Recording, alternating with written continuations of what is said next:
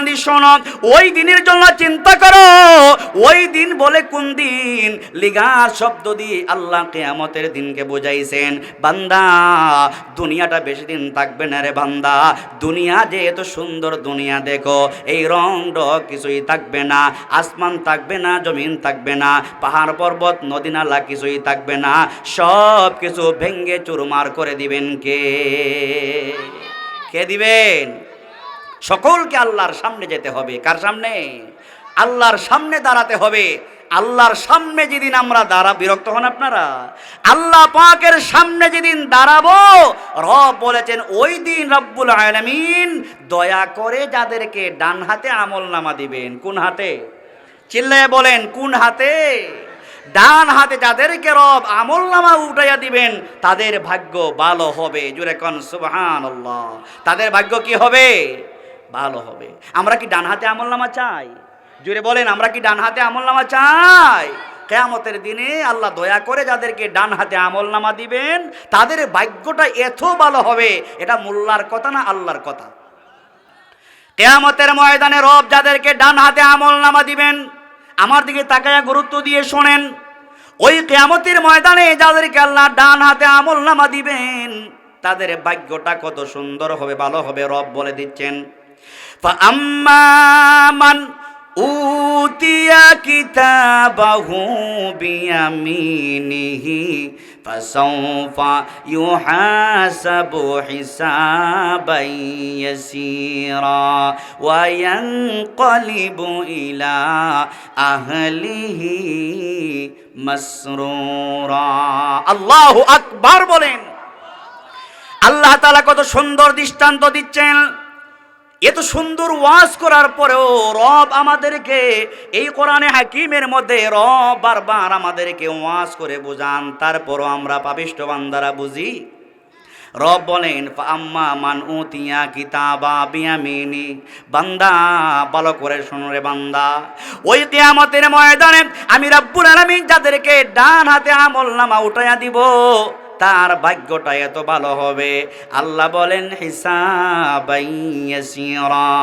তার হিসাবটাকে রব এত সহজ করে দিবেন। বোঝাবার সাথে বলে যায়, রব তার হিসাবটাকে সহজ করে দিবেন, এমন সহজ করে দিবেন, ডান হাতে আমলনামা যারা পাইবে, বিনা হিসাবে রব তাদেরকে জান্নাতি বানায়া দিবে। সুবহানাল্লাহ। জান্নাতি হওয়ার পরে যখন ডান হাতে আমলনামা পাইবে, আর কি করবে? আল্লাহ বলেন, ওয়ায়ানকালিবু ইলা আহলিহি মাসরুরা। যুবক ভাইরা আওয়াজ করে বলবেন, স্কুল কলেজে মাদ্রাসায় যারা পড়েন, 1 নম্বরে যদি পাস করেন, গোল্ডেন প্লাস যদি পান, বিজয়ী যদি হয়, 1 নম্বরে উত্তীর্ণ হলে ফুলকলি বনফুল থেকে মিষ্টি বিতরণ করে কি করে না? মিষ্টির গাঁটটি নিয়া নানার বাড়িতে যায়, দাদার বাড়িতে যায়, বন্ধুর বাড়িতে যায়, বান্ধবীর বাড়িতে যায়, যায়া বলে, বান্ধবী তাকায়া দেখ, আমি গোল্ডেন প্লাস পায় 1 নম্বরে বিজয়ী হয়েছি।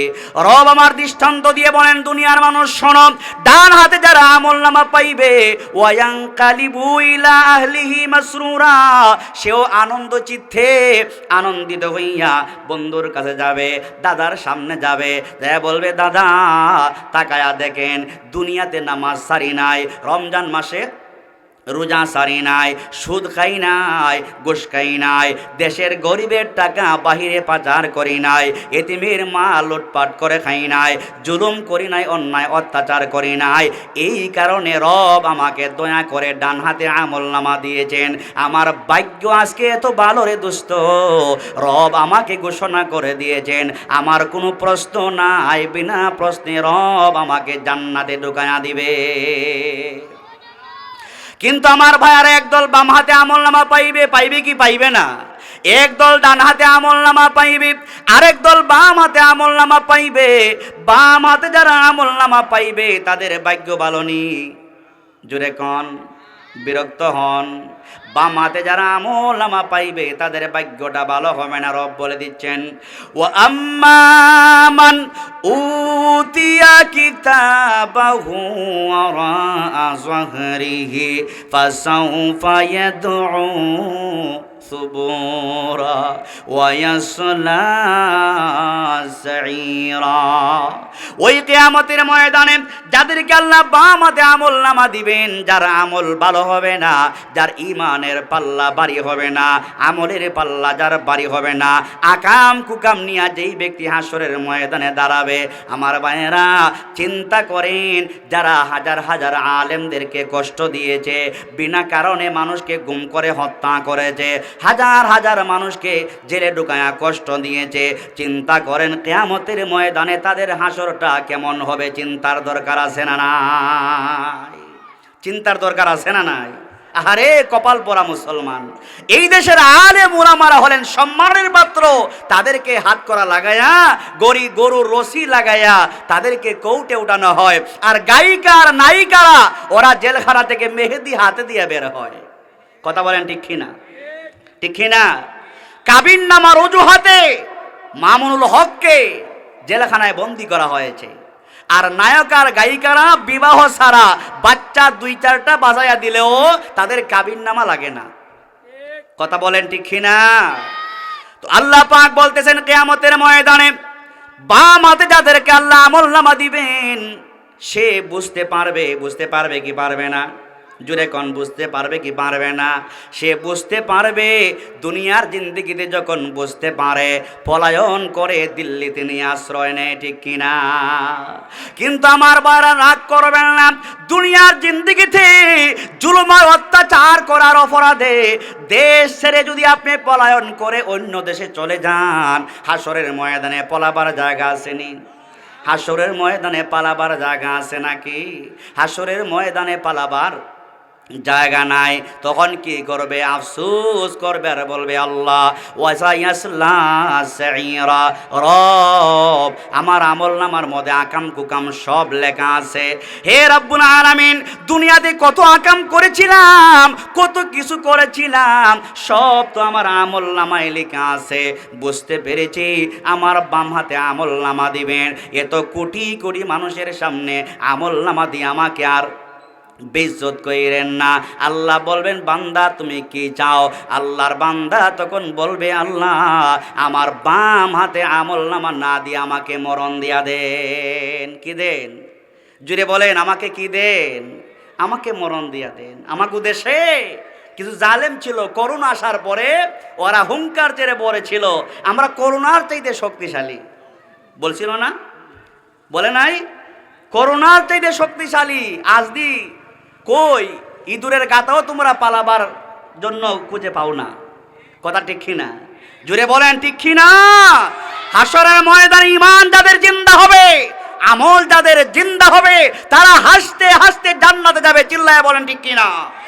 আর যারা নিরীহ মানুষদের উপর জুলুম আর অত্যাচার করেছে, হাসরের ময়দানে ওরা আফসোস করবে আর বলবে, আল্লাহ এই আমল নামা দিয়ে আর বেইজ্জত কইরেন না, এমনি বেইজ্জত হইতে হইতে আমার কাম শেষ, আমাকে মরণ দিয়া দেন। আমাকে কি দেন?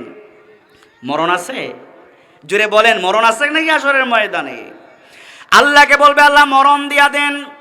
আল্লাহ বলবেন, ও পাপিষ্ঠ বান্দা, আজ তোমার মরণ নাইলা ইয়ামুতু ফিহা ওয়ালা ইয়াহিয়া। দুনিয়ার জিন্দেগিতে যত আকাম কুকাম করেছি না, পাই পাই করে তোমার বান্দা হিসাব করা হবে। প্রতিটা হত্যার বিচার জোরে করা আছে না নাই? প্রতিটা হত্যার বিচার হবে। আলেমদেরকে হত্যা করেছ, সাইদিকে হত্যা করেছ, হাজার হাজার মানুষ জানাজা পড়ার জন্য রেডি ছিল, এতম জুলুম করেছ, জানাজা পড়ার সময়টুকু তোমরা দেও নাই। জুড়ে কোন ঠিক কিনা? ও ইমানদার বায়ারা, সব জুলুমের হিসাব সেদিন আল্লাহ নিবেন কি নিবেন না? সব কিছুর হিসাব আল্লাহ পাক সেদিন নিবেন। সেদিন আর পালাবার রাস্তা নাই। সেদিন যিনি বিচার করবেন সেই বিচারপতি কে? জুড়ে বনকে? আমরা সূরা ফাতিহাতে বলি, মালিকি ইয়াউমিদ্দিন ইয়াউমিদ্দিন। ওই দিনের বিচার, ওই দিনের মালিক একমাত্র আল্লাহ পাক রব্বুল আলামিন, মালিক ইয়াউমিদ্দিন। ওই দিন রব কারো উপর জুলুম করবে না। আপনি জুলুম করেছেন তার বিচার হবে, কাউকে অন্যায়ভাবে আপনি হত্যা করেছেন তার বিচার হবে, সম্পদ লুটপাট করেছেন তার বিচার হবে। হাসরের ময়দানে আমাদের সকলকে দাঁড়ানো লাগবে কি লাগবে না?